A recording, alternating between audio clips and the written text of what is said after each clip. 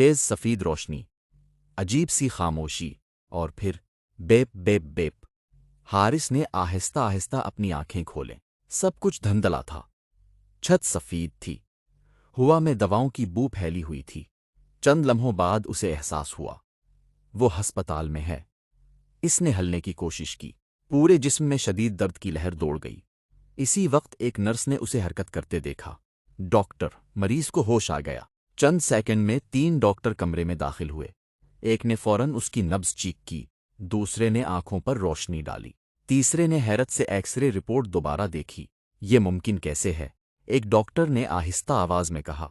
इसकी कई हड्डियां टूट चुकी थीं। दिल बंद हो गया था, फिर भी ये जिंदा है। दूसरे ने जवाब दिया, सिर्फ जिंदा नहीं, इसके जिस्म में जख्म तवक्को से कहीं ज्यादा तेजी से भर रहे हैं। हारिस उनकी बातें सुन रहा था, लेकिन उसका जहन किसी और तरफ था। इसे आखिरी मंजर याद आया। छत धका हुआ और फिर अंधेरा। मैं जिंदा कैसे हूं? इसने खुद से सरगोशी की। अचानक इसकी आंखों के सामने नीली रोशनी नमूदार हुई। पहले एक नुक्ता, फिर एक बारीक लकीर, और फिर पूरा एक शफाफ panel. Evolution system. हुस्ट Haris. Status stable. Health 19%। Energy 8%। Level 1.0। Haris ने घबराकर आंखें बंद कर लें।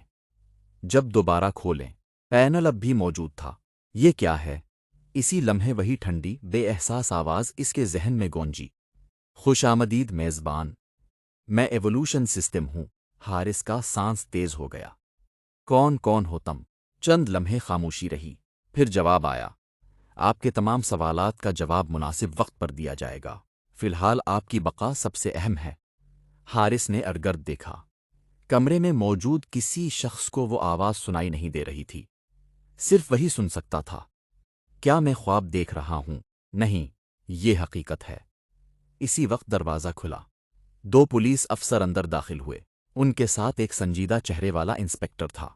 इसने कुर्सी खींची और हारिस के सामने बैठ गया। मेरा नाम इंस्पेक्टर फहद है। हमें मालूम हुआ है कि तुम यूनिवर्सिटी की छत से गिरे थे। हम जानना चाहते हैं। वो चंद लम्हे रुका, फिर सीधा सवाल किया, क्या यह हादसा था या किसी ने तुम्हें धक्का दिया था? हारिस खामोश हो गया। इसके जहन में राफे का चेहरा भर आया, लेकिन इसी लम्हे एवोल्यूशन सिस्टम की आवाज दोबारा सुनाई दी। इंतबाह, फिलहाल हकीकत जाहिर करना खतरनाक है। इम्कान 87%। अगर आपने जल्दबाजी की तो अगले 7 दिनों में आपकी मौत का खतरा बहुत ज्यादा है। हारिस की आंखें हैरत से फैल गईं। आखिर इस सिस्टम को यह सब कैसे मालूम था? इसने इंस्पेक्टर की तरफ देखा और पहली बार अपनी जिंदगी का शायद सबसे मुश्किल फैसला करने वाला था। कमरे में मुकम्मल खामोशी थी। इंस्पेक्टर फहद की नज़रें मुसलसल हारिस पर जमी हुई थीं।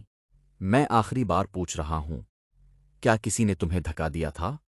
हारिस ने गहरा सांस लिया। इसके जहन में राफे का चेहरा, छत का मंजर और हवा में बखरती हुई अपनी किताबें एक लम्हे में घूम गईं। वो सच बोलना चाहता था, लेकिन इसी लम्हे सिस्टम की आवाज दोबारा सुनाई दी। तज्जिया मुकम्मल। मौजूदा हालात में सच बोलने का इम्कान खतरनाक। वजह दुश्मन अभी तक आज़ाद हैं, जबकि मेज़बान शदीद कमज़ोर हालत में है। मशहूरा मालूमात आर्जी तौर पर खफिया रखें।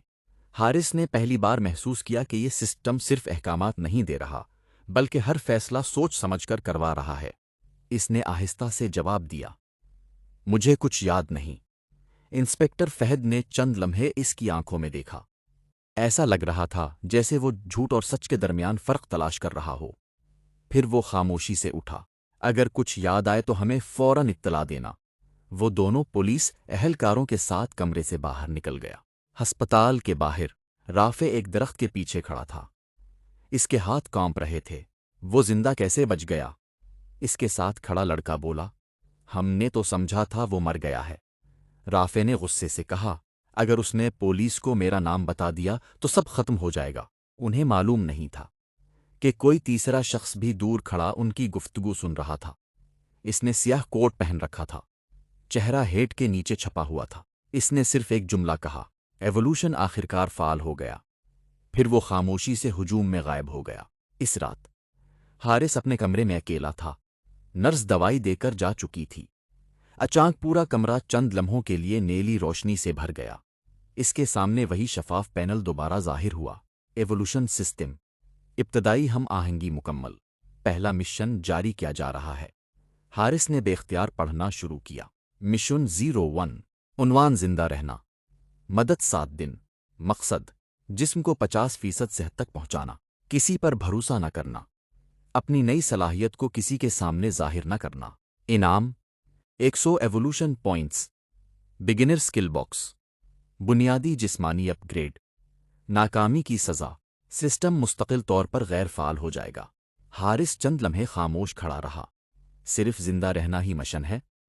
سسٹم نے جواب دیا، کمزور انسان طاقت حاصل نہیں کرتا، جو پہلے زندہ رہنا سیکھتا ہے وہی طاقت کا مستحق بنتا ہے۔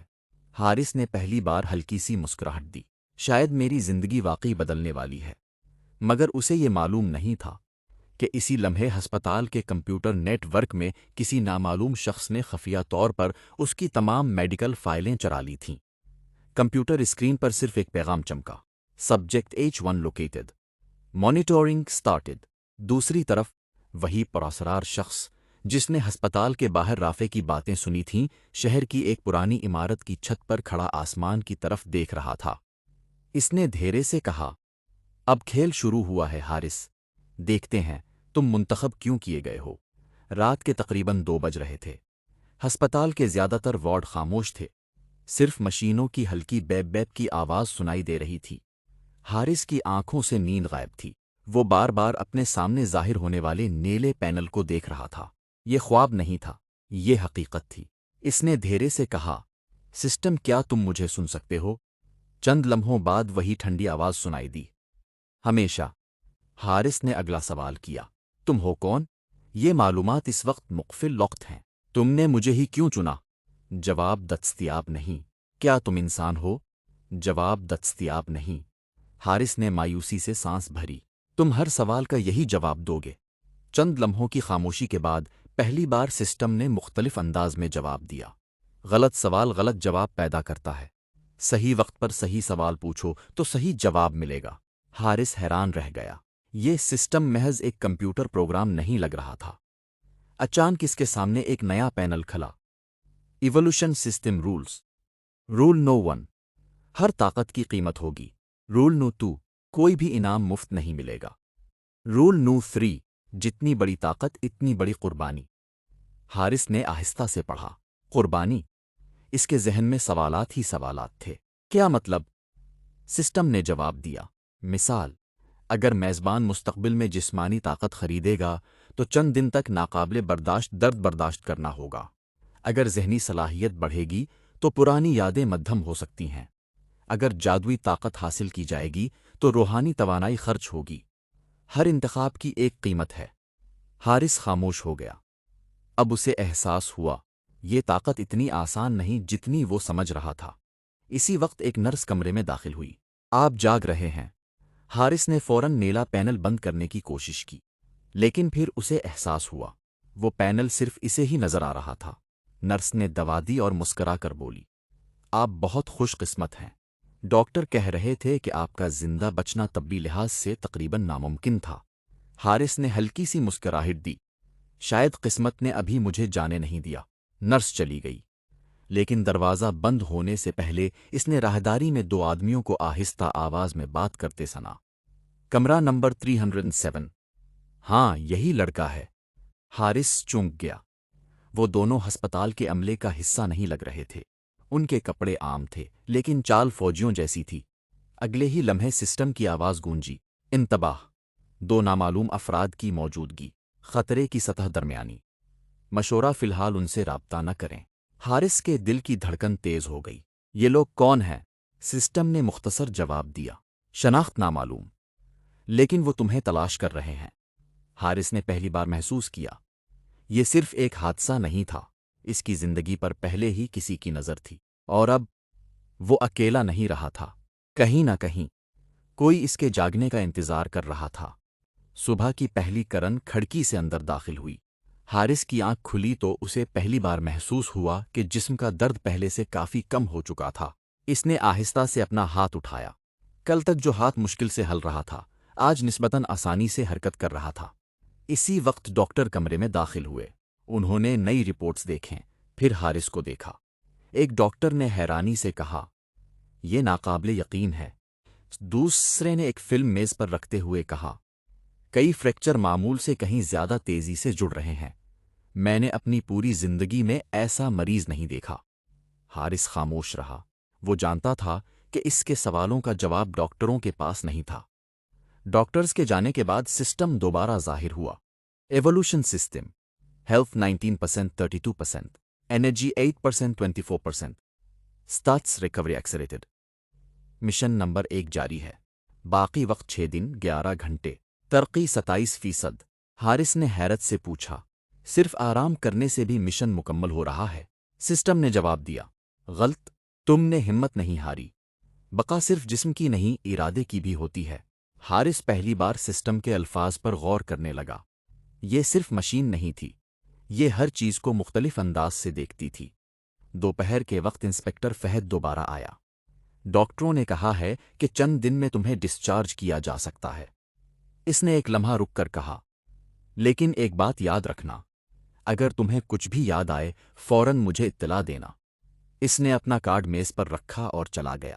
حارث نے کارڈ اٹھایا، مگر اس سے پہلے کہ وہ کچھ سوچتا سسٹم کی آواز سنائی دی، نئی معلومات محفوظ کر لی گئی۔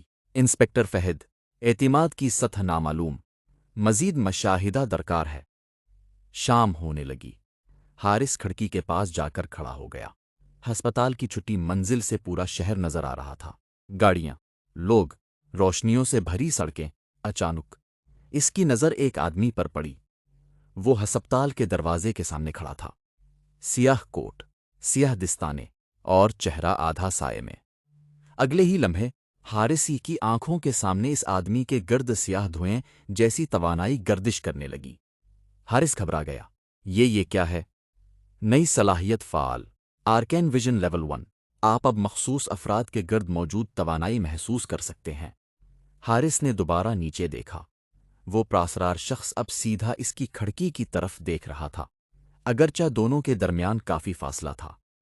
پھر بھی ایسا محسوس ہو رہا تھا جیسے وہ جانتا ہو کہ حارث اسے دیکھ رہا ہے۔ اس شخص کے ہونٹوں پر ہلکی سی مسکراہٹ آئی۔ اس نے اپنے دستانے والے ہاتھ سے آہستہ سے سلام کیا اور پھر ہجوم میں غائب ہو گیا۔ حارث چند لمحے ساکت کھڑا رہا۔ اس کے دل کی دھڑکن تیز ہو چکی تھی۔ سسٹم، وہ کون تھا؟ کئی سیکنڈ تک کوئی جواب نہیں آیا۔ پھر پہلی بار سسٹم کی آواز میں معمولی سی تبدیلی محسوس ہوئی۔ ڈیٹا ناکافی، شناخت ممکن نہیں، لیکن تباہ، یہ شخص عام انسان نہیں ہے۔ اسی لمحے ایک نیا سرخ رنگ کا پیغام اسکرین پر نمودار ہوا۔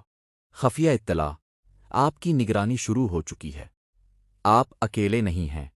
حارث نے آہستہ سے مٹھی بند کی۔ چند دن پہلے تک اس کی سب سے بڑی فکر یونیورسٹی کی فیس تھی، اور اب ایسا لگ رہا تھا جیسے کوئی ان دیکھی دنیا اس کی زندگی کا رخ بدلنے والی ہو۔ سیزن 1 قسط 2 ختم۔